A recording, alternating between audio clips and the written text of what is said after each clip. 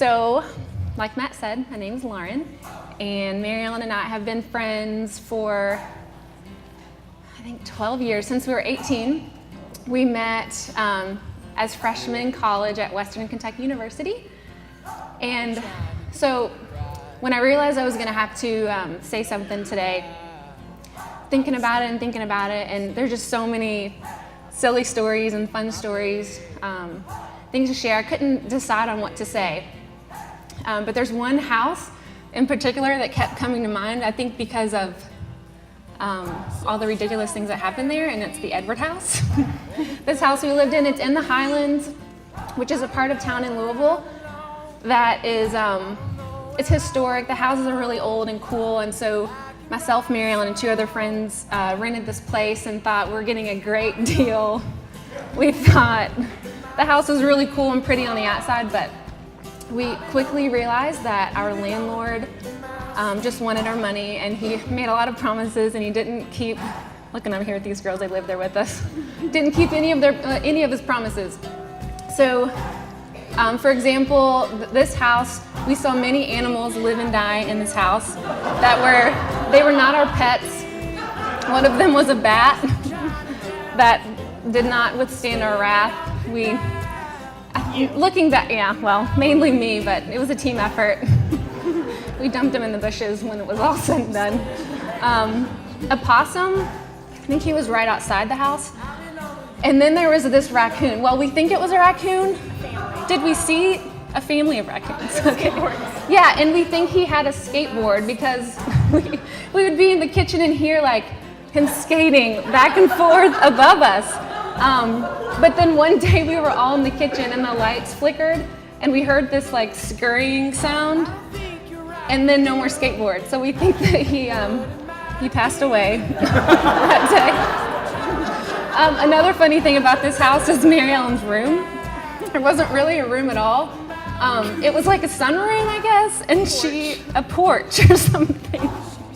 It had windows on three of the walls. So two of the walls were the outside with windows, and then the other set of windows were to my room. So she had no privacy at all.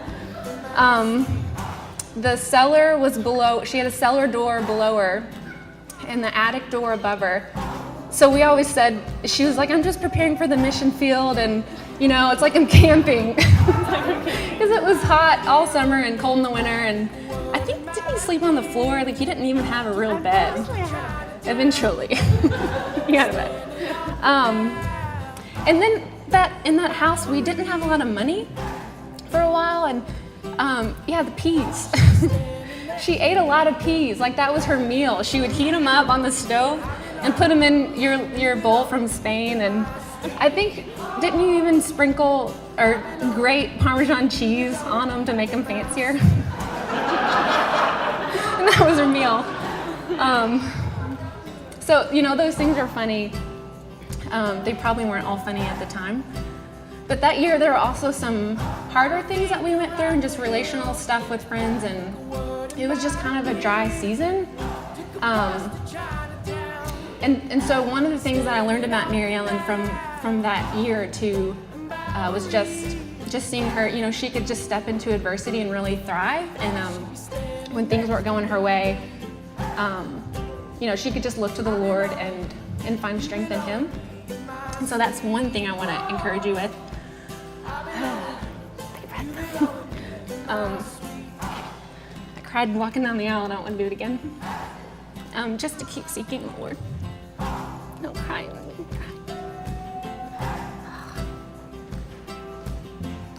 Shoot. I don't know what to do.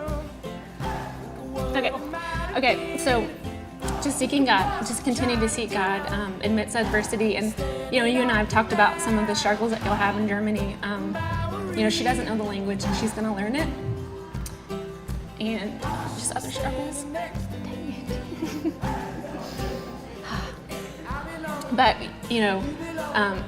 but the cool thing about the Edward house is that we saw a lot of blessing. We saw some really good friends of ours get married. Shoot. Keep laughing. Just laugh. We got to go to Mexico we were introduced to Sojourn at the end of that season. We hung out with the Vine Street kids that year, and they were just some really good things. So I was thinking about that phase of life and thinking, it was hard, but God showed up and He really blessed us, and I didn't realize that till the other day. So just as you guys it'll be hard, He's going to show up for you in Germany. Just sniffed into the microphone. So with all that said, I am very excited for you, despite the shaky voice and the tears. And I guess I'll end here. I had more to say, but I can't do it. I'll tell you later. I'll call you. But my prayer for you is that you guys would just persevere when times are hard, that you would seek the Lord, and just may you have joy despite your circumstances. We all love you here, and I think, we could all just talk for hours about the blessing that you guys have been to people here in Louisville, and we know that the Lord's going to continue to use you guys over there. So, love you guys so much. Mary Ellen and Friedrich. I'm going to give you this. My name's Andrew Coverdale. I was introduced to Mary Ellen a few years ago, it seems like, just through normal Sojourn circles. She and her family conspired to try and nickname me after a mental institution in Tennessee. That's a different story. Friedrich I was introduced to several months ago when he came to be an intern for Sojourn, and he joined our community group and was a roommate of mine for a while. Before I talk about them, I want to take a little bit of a detour. Sid and Betsy Moody. I just took a look around. I'm going to do worse than you. I took a look around the room last night at the Iron Bell, and I just saw evidence of God's faithfulness. I saw 3 grown kids of yours, married or about to be married, in love with Jesus, married to people in love with Jesus, raising kids in the fear and love of Jesus, and I just thought, what a heritage. And I thought, how warmed I have been by your love, and how many people in this room have experienced the love of your hospitality and your welcoming us into your lives, the big and little parts of your lives. A lot of us in this room haven't had family lives that were perfect, and I know yours aren't perfect, but there's just so much healing and restoration just by being around the love that's in your family, the day-to-day stuff, the grill-outs, the basketball games. I love you guys so much, and I know so many of us here have been loved through your love. And so before we get to the bride and groom, I would like for us to drink a toast to Sid and Betsy Moody. May their home and their family continue to be a refuge of love and warmth for all of us in here and many, many more. Hear, hear.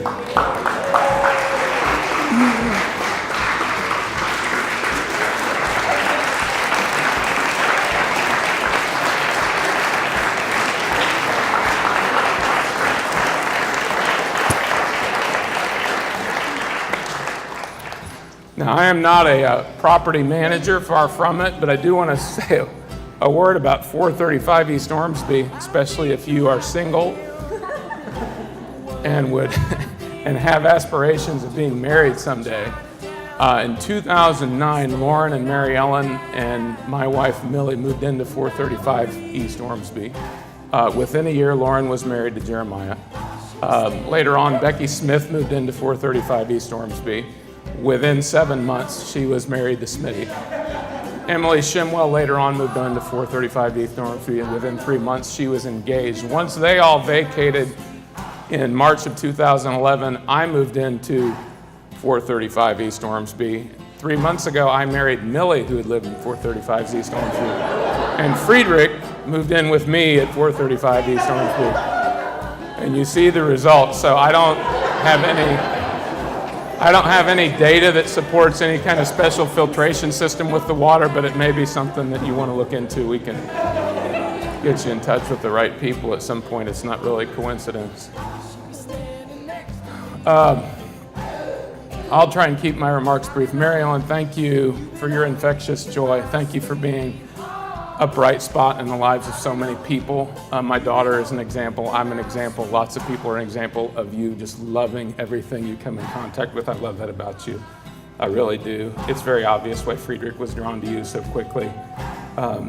Obviously for your structure and order and discipline. Obviously those things are maybe not as much.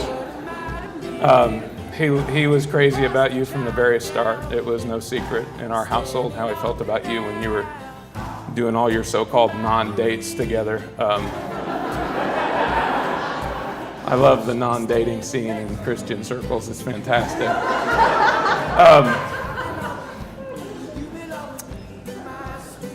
Thank you for having the courage to leave behind everything that's comfortable to you for this man and for the kingdom of God. I admire that greatly, and I'm so grateful to you.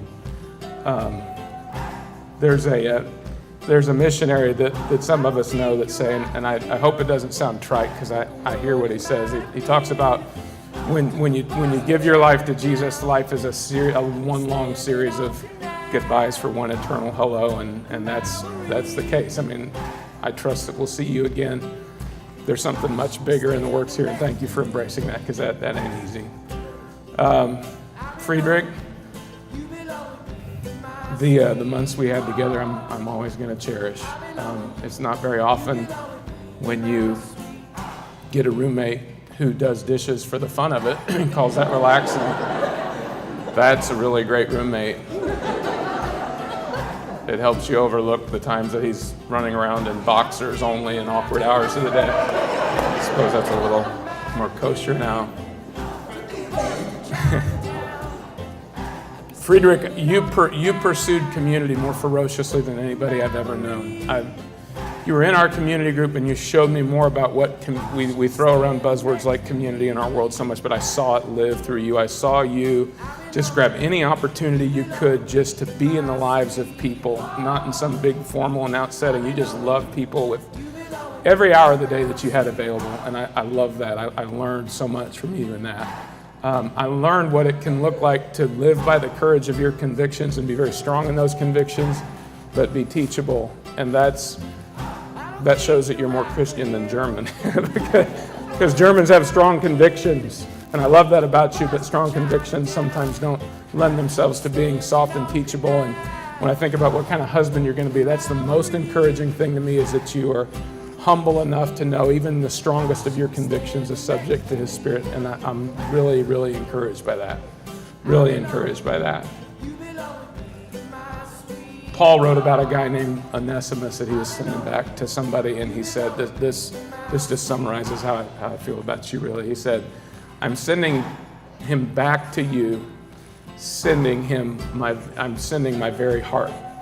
We're sending you back to Germany. I feel like I'm sending my very heart back to Hamburg, Germany, and it's an honor, and it's sad, and it's sweet, and it's all those things, but I'm sending my very heart. My prayer for you all is, I think you've heard, and I think you know you're about to, I don't know very much. I know maybe 2.5 months more than you do. You're about to undertake the most glorious hard work, but it's glorious and it's joyful beyond what you can imagine. Paul talks about we don't look at each other through a worldly point of view anymore because he's made us a completely new creation. And I just pray that you all have the day-to-day grace to see each other through the best possible, the most gracious point of view, the most benefit of the doubt drenched point of view. I pray that in the hard times that you're able to see each other in that way. The world we live in is so cynical, and there's so much about our minds and our hearts that wants to pit sides and defend our territory, and I just pray that he help you not do that. And I pray that he give you the ability just to drink in fully the joy of his goodness in the good times too. And I know he will. He's so faithful to you guys. There's no way that we could have dreamt this story up. It's such an honor to be a part of it. So let us drink a toast to our beloved couple, and both for today and the days to come, that God give them the day-to-day grace not only to survive, but to thrive in his kingdom and spread his joy wherever they go. To Friedrich and Mary Ellen.